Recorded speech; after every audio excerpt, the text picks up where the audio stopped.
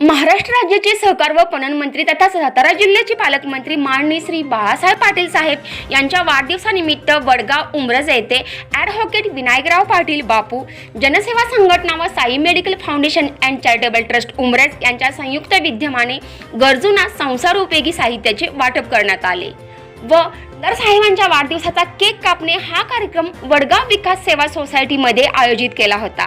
त्याप्रसंगी खंडोबा देवस्थानचे प्रमुख मानकरी व कराड उत्तर राष्ट्रवादी काँग्रेसचे अध्यक्ष श्रीमंत देवराजदादा पाटील साहेब, संचालक श्री सर्जेराव खंडाईत, माननीय सरपंच रणजित पाटील, कार्याध्यक्ष सरपंच परिषद पुणे महाराष्ट्र संभाजीराव कदम, प्राध्यापक Shri Dilip Kumar Mohite, Sai medical foundation and charitable ट्रस्टचे संस्थापक अध्यक्ष श्री शैलेश दादा मोहिते, श्री शंकर जाधव, अनिल कदम, नामदेव कदम, प्रमोद कदम, सोसायटीचे चेअरमन शांताराम कदम, सर्व संचालक ग्रामपंचायत सदस्य श्री भिकू आवळे, सौ संगीता शिलेवंत, कृष्ण जाधव, मदन सुतार, भरत कदम, जावेद मुल्ला, अनिकेत चव्हाण व सर्व मान्यवर मंडळी तसेच वडगावचे ग्रामस्थ उपस्थित होते।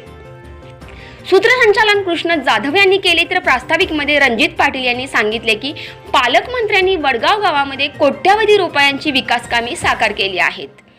त्यांच्याच नेतृत्वाखाली वडगाव गाव संपूर्ण विकासात्मक झाले आहे।